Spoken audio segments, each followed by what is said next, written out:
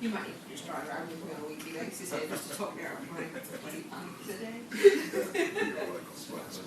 Like a video I just put on like in the car to play out.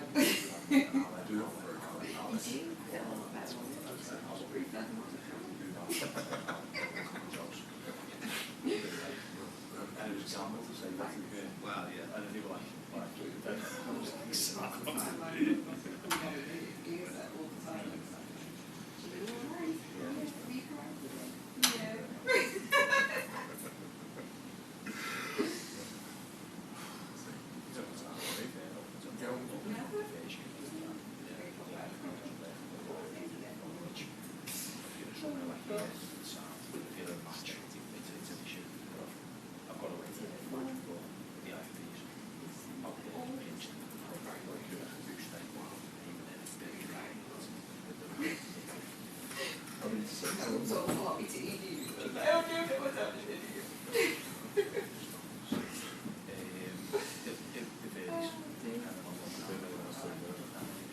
Yeah, probably not.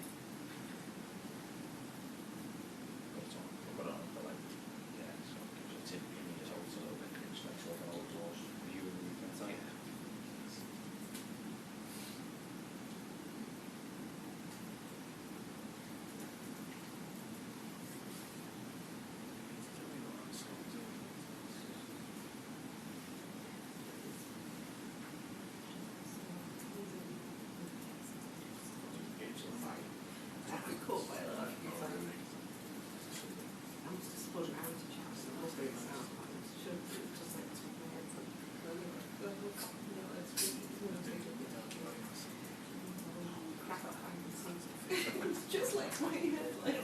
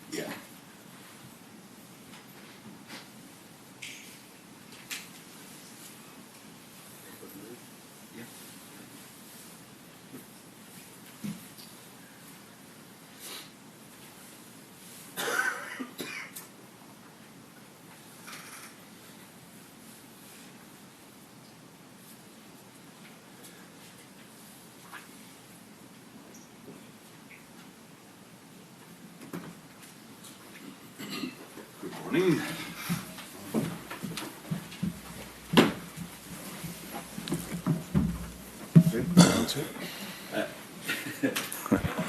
with Jeremy Jacquet in the other room, so I'll start again with him. How pleasing to get that one over the line, albeit you have to wait until Sunday. Yeah, very pleasing, of course, because first of all, he's a very big talent, and maybe even more than only a talent. But we speak about talent because of his age, of course. Second of all, because we weren't the only one interested in him. So another big compliment for the people that working every single day so hard to sign players, that we were able to sign such a big talent, and another example of the model we are using at this club. So young, very talented players, sometimes in the start of their career, sometimes already a little bit a few years into their career, but always players that are young and can improve us and help us for the short, but definitely also for the long term. And we've signed a lot of them recently, and I've said many times that the mid to long term future, but even the short term future of this club is in a very, very, very good place. The here and now, how is the injury situation at the back? Where's Jeremie Frimpong at, and Joe Gomez as well? Jeremy will definitely not train this week, so he's not available for the weekend. With Joe, we have a little bit of hope. Hope is the way, I think, that he might train tomorrow, Saturday. So not available to start, but maybe available to help the team if needed during the game, because as you already know, there are not that many defenders available at the moment. And how would you sum up the kind of test against Manchester City once again? Because at times, again, we saw it against last week, it's shown fallibility, yeah, of course. And we know that Pep Guardiola will still see them as big contenders, and the pressure is on really to maintain some kind of pace or touching distance with Arsenal at the top. Yeah, what I mainly remember is the game we played over there. In the first half, we were completely outplayed for large parts, not for the complete 45 minutes, but for large parts. So it's another moment for us to see where we are in the development of this team. So that is that, of course, being said, we also know the importance of a result on Sunday, but that goes for all the 20 teams that are playing this weekend in the Premier League. It's the end phase of the season, so results matter more and more.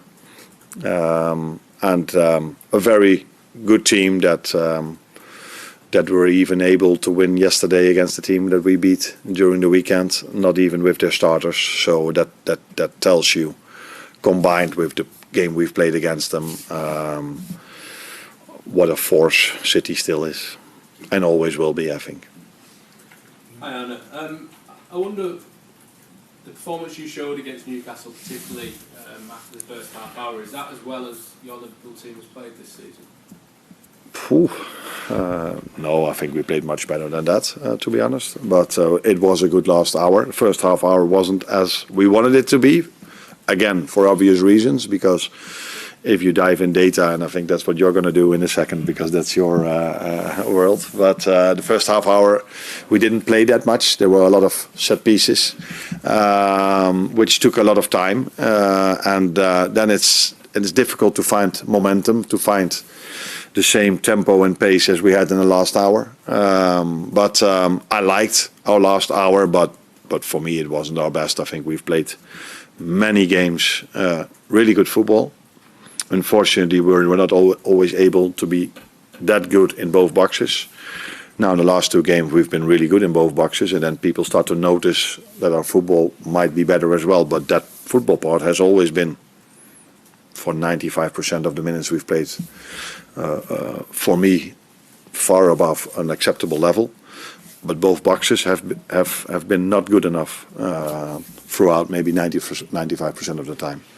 Now, in the last two games, that was, and then all of a sudden, it's not only the performance, but the result looks different as well. What was it about the performance that you liked? What were the elements that you felt, aside from the boxes, really generally, that is working? No, a combination of many things. I think off the ball we were really good. So it was the third goal we scored came from a high press.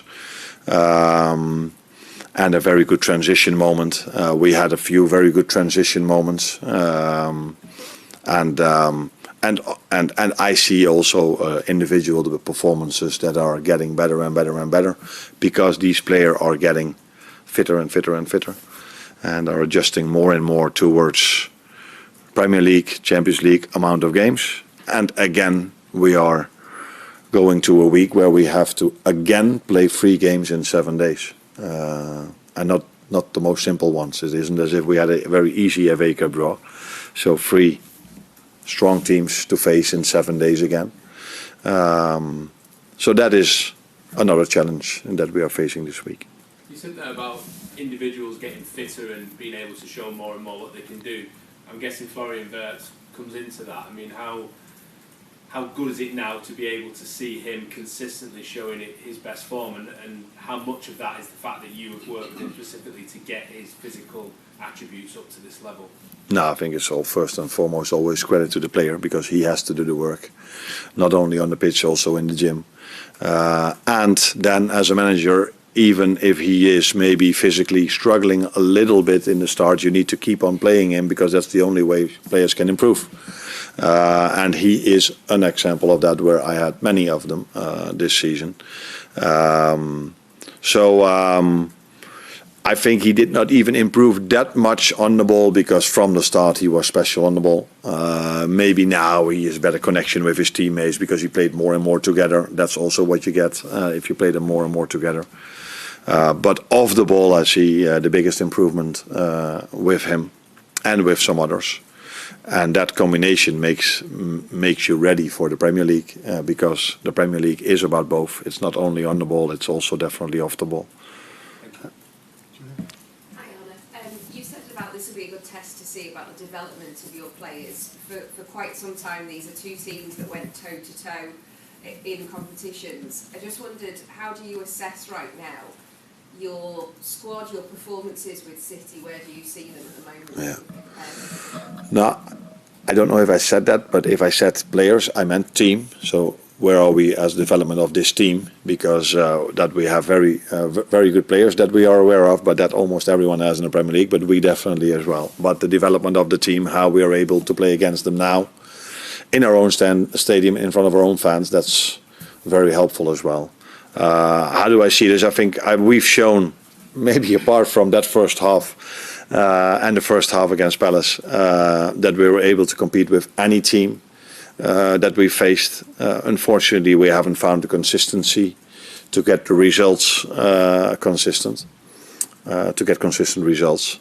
But I think we've shown against, I can come up with all the names, that we are able to compete, except for large parts of the first half against City, where I think they were better than us. But it also helped that a goal of us was disallowed, and for, in my opinion, reasons, the wrong reasons, that they got a penalty after a VAR interference, which was light for me as well.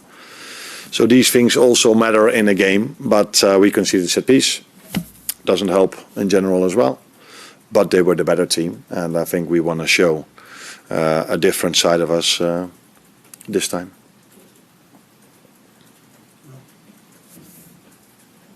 No. Sorry, on with Jacquet, you obviously brought in 2 young centre-backs as well this month. Yeah. And then in the summer, you're bringing a Latin from Austria as well. Is that an area that the club have recognised maybe needs strengthening, and ultimately is the club starting to look for a real long-term successor whenever Virgil van Dijk ultimately does move on, because he's 35 in the summer? Now, you are longer here than I am, so I think if I tell you that this club does everything they do with a reason, I don't think you are surprised. So everything that is done over here is never from panic, or is always a long-term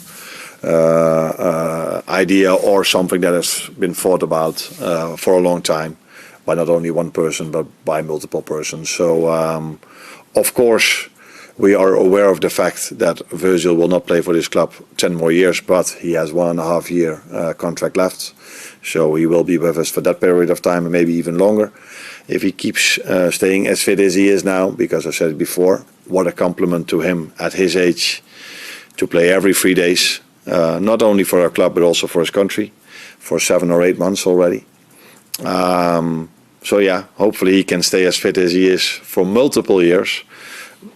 But this club, we are not stupid. We do know that somewhere in the upcoming years there is life for this club without Virgil. And so you are now talking about Virgil, but I can say this for every position. This club is not only thinking about short-term future, but also for the mid to long-term future in the decisions we make. Sorry. Hi, Arne. Can you just ask you a little bit about Curtis Jones? Because obviously there've been externally maybe some reports that he might be gone in the winter window, and I know you said on Saturday you're obviously keen to keep the squad strong, but just in terms of his role in the team and squad this season, how do you sort of assess that? I think what you've seen. He's played a lot of minutes, not all of them, but I think he's also unlucky in the sense that it's probably the only line where we haven't had injuries. But still he's played a lot of minutes, so that's of course why we kept him as well, because we have in that line a lot of players, but we need these midfielders in different positions as well. And the moment you start to need midfielders in different positions, then the line in midfield gets smaller and smaller. So yeah, Kurt, of course we kept him, and his situation hasn't changed to us. He's one of the 16 outfield players we have available for a long term now, and also at this moment of time, with two really young players, with Trey and Rio included. So yeah, would be a bit strange if we would let anyone go if you only have 16 available. Hi, Arne. Among other individual improvements, you have Gareth English as well, maybe after some early difficulties. What specific things can you work on with him to help his progress? Did his role change tactically? Compared to Bournemouth or in this season?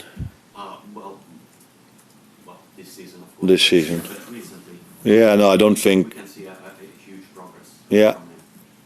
Yeah, this is what you get if you play longer together with your teammates. This is what you get if you keep playing those players, even if they are maybe sometimes have moments in games that are not as good as other moments, or games that have not been as good as other games. But this is also normal for younger players, and the only thing you can do as a manager is keep trusting them and keep believing in them, because we know who we sign, and we saw his potential, and we knew, and it already has been shown that potential will be seen if you keep playing them. And but there are a lot of games to be played, and for him it was the first time, the combination of Premier League and Champions League. That's why I'm also so happy to have Robbo in the squad, because he has helped the team on multiple occasions as well. But definitely Milos is another example of a very young player we've signed, where the best of him is still to come, and he's already developed this season. Progressed is the word. Hi Anna, not a data question for a change. Okay. You mentioned before that early part of the game against Newcastle didn't go as you planned. I think there were multiple times where Newcastle had counter-attacks, where they had multiple runners in behind your midfield. And if you look at the Manchester City game last night, they scored from quite a few similar situations, running with fast runners like the defence. I just wonder. You were talking about City now, how City scored, and how we created our chances. Well, yeah. So Newcastle had opportunities where they were running in behind your midfield before they scored, and then if you look at the Manchester City goals, they were kind of similar in terms of how City were able to score those goals. I wonder how difficult is it to keep that security even when you're trying to attack. Obviously, a game at home, a big game, you want to be on the front foot and attack. How important is it to keep that security even when you're on? Yeah. Now, if you come with data, there's no debate, because then we always agree, because data is a fact. Now we have a different opinion, because I was, to a certain extent, surprised to see the first half hour of Newcastle against Man City, because of course I watched that game, and it was completely opposite to the one we've played. So the amount of long balls Newcastle played against us compared to how much they played against City was. I couldn't see a bigger difference than that. And the one time they did, then Byrne headed it to Anthony Gordon, who was in front of the goalkeeper, with a big chance. So, for me, you cannot compare these games in terms of tactics or playing style. But I did see that there were certain similar situations, as you just said. No, controlling a counter-attack is, of course, crucial, especially if you have a lot of ball possession.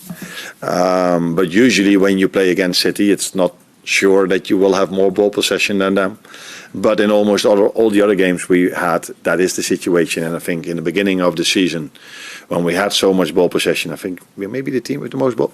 Data again. We are maybe the team with the most ball possession. So that tells you what ideas we have about football. But it also tells you then if you have the ball, usually that's a lot in their half. So you have to be very well protected for the counter-attack. In the start of the season, that was not always as I wanted it to be. So that's why we adjusted a little bit in the middle after we lost so many games. And now we have to find the perfect balance, as I said so many times, in creating enough chances to score, but being able hardly to concede a counter-attack. But I think we did really well against Newcastle with all the pace they have, because the goal, we had enough bodies in our 18-yard box, and he could shoot it through the legs of Milos. And I cannot come up with another counter-attack which was a big threat. I think all the other threats were mainly set pieces. There was a moment where Virgil was caught on camera saying it was too open. I think that was a moment possibly before the moment that caused the free kick for Harvey Barnes. I think just after that you see Virgil on TV saying it's too open. So yeah, okay. Probably a bit more concerned. Yeah. No, but it's good because defenders are always worried about being too open. And in an ideal world, we are never too open. But I watch a lot of games, and even yesterday, Newcastle were 3 or 4 times only in the first half, one-on-one to the goalkeeper. And these are moments we did not face against Newcastle. But there will always be moments, if you play in a league like this, where other teams will show their quality as well. But I think in general, we hardly concede a lot of chances or counter-attack chances. We mainly have conceded a lot of set piece things. Because last week he asked what's the difference between us in the Premier League and the Champions League now. If you only look at the set piece, then you have the answer. Just to go back to Curtis, obviously we're pleased to keep hold of him in January, but he didn't have too long left on his contract. He'd be keen to keep him around in the long term as well. Oh, it's interesting that there's someone else who's asking contract questions, and talks are not taking place over here. Talks are taking place in other places in this building. And the moment we have any news, then we share it over here. But I am aware, and the club is aware, and he's aware of the fact that he has only 1.5 years left. So that's all I can say about it. Thank you. Thanks, Arne. Thank you. You're welcome.